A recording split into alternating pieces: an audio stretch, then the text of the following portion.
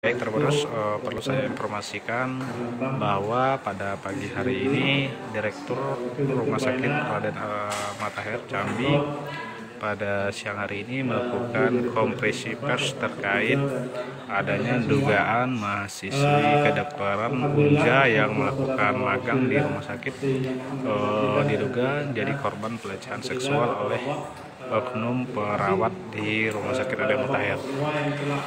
Ya, pada siang hari ini Direktur Rumah Sakit Raden Matahir Jambi melakukan konferensi pers apa yang sedang berkembang di media sekarang ini juga dalam rangka supaya isi beritanya berimbang. Semoga nanti dari hasil konferensi pers ini kawan-kawan bisa memuat berita yang lebih berimbang dan memenuhi keinginan dan hak-hak semua pihak dalam hal ini, baik rumah sakit dalam hal ini yang anggotanya ada terduga melakukan pelanggaran dan kepada pihak yang diduga juga menjadi korban. Terima kasih, itu saja yang penting sebagai pengantar dari saya. Billahi taufiq wal hidayah. Wassalamualaikum warahmatullahi wabarakatuh.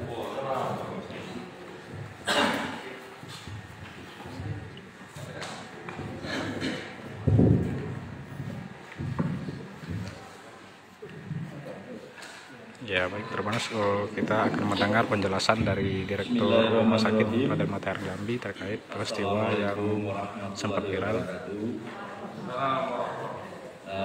Salam sejahtera untuk kita semua. Yang saya hormati, yang berada di samping kiri saya itu Dr. Anton Diarjono, spesialis bedah sebagai wadirian. Yang di sebelah kanan saya Wakil Direktur Umum dan Wakil Direktur SDM dan Sarana Prasarana Bapak Muhammad Safizal, ya. Yang di belakang ini lengkap, ya, ada kabak perawatan, kabak pelayanan, ya. Terima kasih kami ucapkan kepada Bapak Ibu semua yang hadir pada hari ini dalam memenuhi undangan kami terkait masalah berita yang ada di beberapa media. Untuk itu izinkanlah kami, saya sebagai direktur, untuk memaparkan beberapa hal. Yang pertama yaitu proses yang ada di sini, terutama yang di dalam media massa, ya. Jadi untuk ringkasnya, ya, akan saya klarifikasi atau saya simpulkan, ya, yaitu pertama mungkin bisa yaitu berdasarkan, ya, pelaporan dari salah satu mahasiswa, ya, kedokteran, ya, itu mahasiswa yang sedang magang di Rumah Sakit Raden Matahir. Dia jadi masih dalam proses penelitian, berarti dia masih mahasiswa kedokteran, ya. Kalau di sini kan ada nanti yang mahasiswa yang profesi, ya, yang resmi sebagai profesi dokter. Kalau ini mahasiswa magang atau mahasiswa yang sedang penelitian, ya, yang saat ini diduga, ya, telah dilecehkan, ya, oleh salah satu perawat di bagian kamar operasi, ya, kamar operasi, dan itu pun dikirim melalui WA. Jadi WA-nya ada dengan kita, ya. Nah, karena sudah ada seperti ini, ya, dari pihak Komkordik, ya, Komkordik itu Komite Koordinasi Pendidikan, ya, dan Komite Etik Rumah Sakit Raden Matahir, yaitu yang bagian, ya, yang bertanggung jawab membawahi mahasiswa ini untuk bertugas di Raden Matahir. Jadi ada bagiannya, ya, yang bertugas, ya, melayangkan surat, ya, berita acara pelaporan, ya, pada tanggal 2 November 2 November tahun 2022 yang ditujukan langsung ya kepada Dekan Kedokteran ya, FKIK Unja, berarti yang di sebelah ini ya, Dekan Kedokteran FKIK Unja, dan juga dilayangkan ke Kompodik Kedokteran untuk menindaklanjuti permasalahan ini. Jadi dia ada laporan dan karena dari adanya ya surat ya, mungkin biar lebih nampak ya. Karena rumah sakit ya. Karena adanya surat ini dan tentunya adanya pelaporan baik secara lisan ya, dari instalasi kamar operasi, maka ya tentu kita sebagai pimpinan dan kita direktur dari Mataher yang saat itu kebetulan saya lagi sedang dinas luar kota ya, dinas luar, langsung menginstruksikan kepada Pak Wadirian dan itu Dr. Anton untuk menindaklanjuti masalah ini. Jadi kita langsung menindaklanjuti masalah ini. Dan pada tanggal 2 November ya, itu sekitar jam 2 siang ya, 2 sore itu. Yang bersangkutan atau inisial BP itu langsung kita panggil ke komite etik untuk dimintai keterangan permasalahan ini. Ya, tentu ini diketahui juga oleh bagian instalasi, kamar operasi, ya, dan bagian pelayanan dan juga bagian perawatan. Yang bekerja saat itu, ya Pak, tersebut adalah di bawah bagian perawatan. Jadi dia langsung dikomunikasikan, ya. Dan siang itu juga, ya,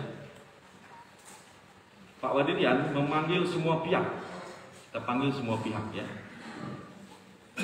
Dari mulai kepala ruangan, kita panggil juga kepala instalasi, kabit pelayanan dan kabit keperawatan untuk menindaklanjuti permasalahan ini. Ya. Maka hari itu juga maka pada hari diskusi itu, artinya saat itu langsung diterbitkan surat pemberhentian sementara. Jadi langsung dibuat surat pemberhentian sementara. Ya. Ya tanggal itu ya, tanggal 3 ya.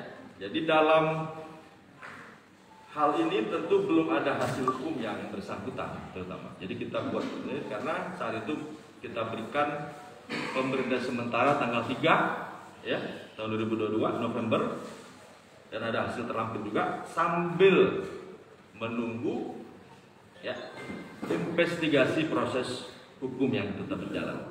Ya, jadi artinya kita dari manajemen ini sangat intens untuk menanggapi masalah ini ya.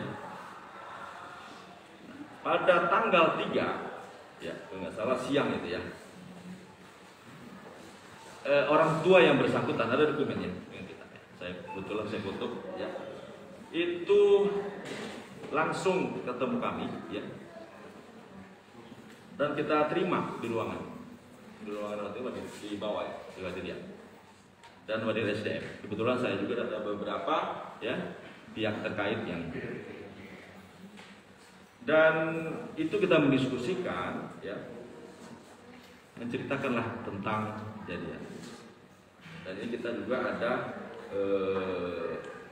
kita memberikan tentu proses karena beliau ingin tahu gimana ya, kita proses tentu sesuai dengan hukum yang hal itu berjalan. Jadi kita selalu proses, tetap proses. Dalam proses berjalan, kita tentu ada beberapa yang harus kita lewati sesuai dengan SOP ya, atau sesuai proses yang berjalan. Tentu tidak langsung melakukan action, dan kita tetap ada beberapa yang perlu, yaitu pada tanggal 15 ya, November berarti baru ya, telah diperiksalah si yang bersangkutan, Tuan BP ini, dari komite etik ya, komite etik dari rumah sakit Mataher, yang isinya yaitu adanya pelanggaran berat ya, sehingga komite etik memberikan rekomendasi kepada Tuan BP untuk pencabutan wewenang klinis sementara. Kita punya ada dan juga adanya pembinaan etik oleh atasan. Dan tentu karena ini rumah sakit di bawah komite etik provinsi, yaitu komite etik namanya MKEK, Majelis Komite Etik PPNI, artinya Himpunan Perawat Seluruh Indonesia Provinsi Jambi. Jadi kita mengirimkan berita acara ini. Ya. Tanggal 17 November keluarlah hasil tindak lanjut dari rekomendasi penulisan tersebut. 17 November ya, berarti baru. Yaitu pertama, pencabutan wewenang klinis sementara dengan menempatkan yang bersangkutan di unit non pelayanan. Artinya memang dari awal sudah dipindahkan juga ya, sementara ya, diberhentikan sementara. Dan selanjutnya akan dievaluasi untuk pemulihan kewenangan klinis. Dan yang kedua sama hasilnya, yaitu pembinaan etik oleh atasan. Dan juga sama, yaitu dilakukan pemeriksaan etik oleh Majelis Etik ya Provinsi Jambi, ada terlampir juga.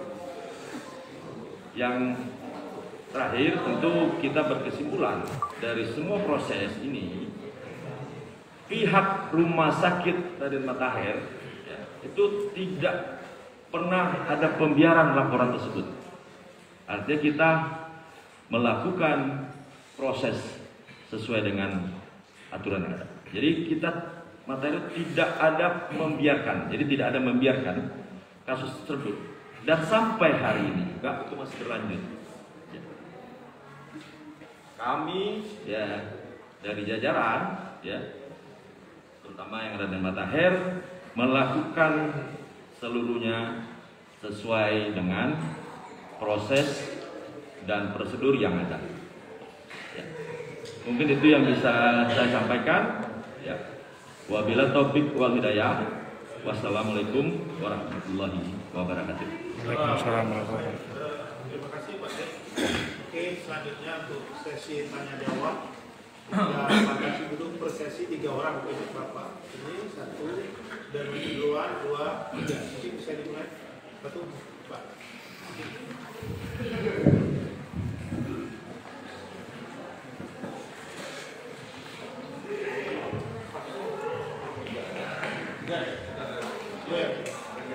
Ya, mohon maaf yang lain mungkin bisa diwakili dengan 3 ini karena Fakir dan Madir. Ya baik, terima kasih Pak. Perkenalkan, nama saya Wiradani Damanik dari Tribun Jambi. Yang pertama saya mau tanyakan, itu kan berdasarkan pemberitaan dan pengakuan oleh ayah korban bahwasanya saat bertemu orang ibunya yang bertemu dengan bapak pada waktu itu, bapak disebut cenderung untuk tidak menyarankan untuk tidak melaporkan kasus ini kepada pihak yang berwajib. Kita mohon klarifikasi soal itu. Lalu yang kedua, apa sistem yang akan dibangun oleh Matahir dalam untuk kasus seperti ini tidak terjadi ini di ruang publik dan di instansi pemerintahan? Ini sangat miris. Kemudian kita sangat menyayangkan ketika masalah ini terjadi, Pak Dirut tidak siap untuk dikonfirmasi. Terima kasih.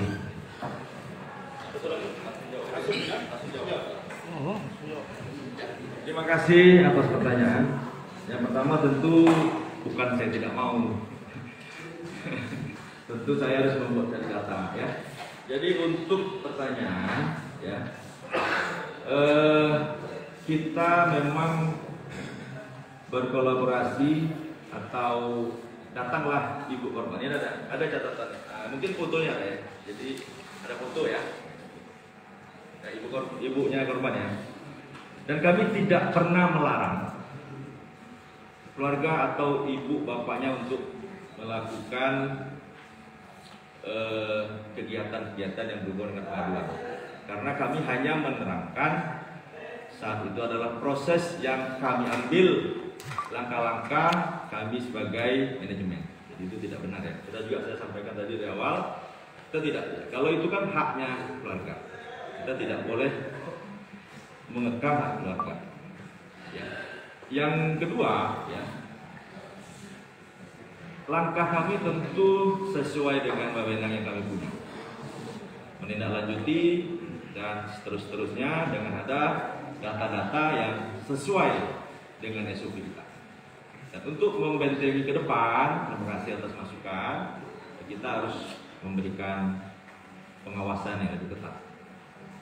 Ya, kita mungkin akan menambah CCTV segala macam. Itu kan secara teknis tetap dan juga menjadi masukan untuk diskusi ke depan.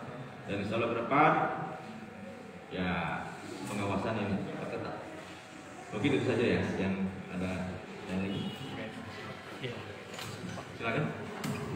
Pak, terkait sanksi yang diberikan terhadap korban itu.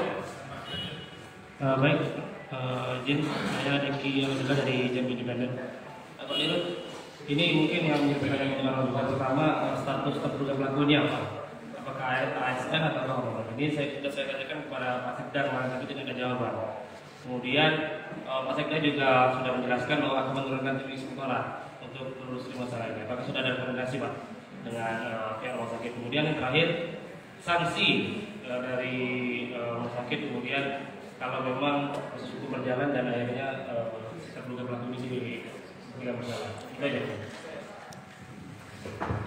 Terima kasih atas pertanyaan. Yang bersangkutan itu PNS di Raden Matahir. Untuk proses tentu kami harus menyelesaikan dulu ya SOP yang kami buat, terutama yang tadi saya bacakan ya, mulai dari etik, mulai dari segala macam. Kita harus memperkuat data ini untuk melaporkan untuk kepada atasan kami lebih tinggi. Kayak kalau untuk sanksi ya, untuk sanksi tergantung dari pembuktian yang ada di situ. Begitu ya sampai. Ya, silakan. Mainkan, Cok. Apa mainkan? Mbak, nama saya Sanjib Nastio, coba dari Milipipa. Mungkin saya mendengar dari Pak Direktur tadi dari awal sampai akhir ya, dan bicara itu bapaknya seperti orang penyidik. Ya. Mungkin Bapak sendiri menjelaskan ke pihak kepolisian yang saat ini sudah dilaporkan Pak. Yang saya tanyakan Pak, itu diorang operasi itu benar atau tidak, itu aja Pak. Itu. Saya tidak penting yang panjang lebar. Tadi Bapak jelaskan, kan itu benar pihak kepolisian juga, dan tekanan juga dari pihak Matahir. Kalau itu memang benar, ya mungkin ditindak aja Pak. Ya. Gitu. Dan kedua Pak, ini sumber edar, ya benar atau tidak Pak? Ini kan pertanyaan. Diduga ada, benar tidak Pak? Diduga ada oknum dari Pak Matahir ini minta uang kepada pihak yang pelaku ini Pak, sehingga untuk kasus. Benar tidak Pak? Itu. Iya. Kapan itu isu benar tidak? Benar. Kamu tanya, diduga. Itu Pak. Itu.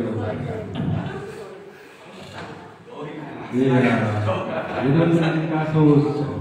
Itu yang ini mengenai yang ibu kandung korban, ya saat ini viral kan gara-gara dilaporkan. Itu kalau tidak laporkan ini mungkin tidak ada tahu ini Pak, tidak ada yang tahu. Ini gara-gara dilaporkan makanya yang tahu. Itu aja Pak. Ya, terima kasih. Terima kasih Bang Ucok ya. Terima kasih atas pertanyaannya. Jawaban yang terakhir Bang Ucok. Jadi kita tidak ada intervensi masalah apa tadi uang ya? Itu tidak ada. Masalah benar atau tidak ya. Kita tentu harus melakukan investigasi yang sesuai dengan aturan. Salah satu ya, kita serahkan kepada tentu yang lebih paham ya dari kami, yaitu ke MKK namanya, khusus keperawatan. Jadi ada investigasinya ada, ya, tentu tidak bisa kami buka, tapi saya menunjukkan adanya yang isinya tentu pencabutan di sini ya, tanggal 15 November itu pencabutan wewenang dari Rilis Utara, dari bersangkutan. Itu hukuman yang di sini yang buat. Dan tentu ada pembinaan. Dan juga ini karena ini etiknya dari Rumah Sakit Raden Matahir Air, usulnya untuk dilakukan pemeriksaan lebih lanjut. Jadi belum selesai, yaitu kepada MKEK provinsi dari BPNI, organisasi yang berwenang juga melakukan ini. Kalau seandainya nanti dia sudah kita dapat, tergantung rekomendasinya apa. Apakah dia nanti naik lagi atau tidak, ya kita lihat.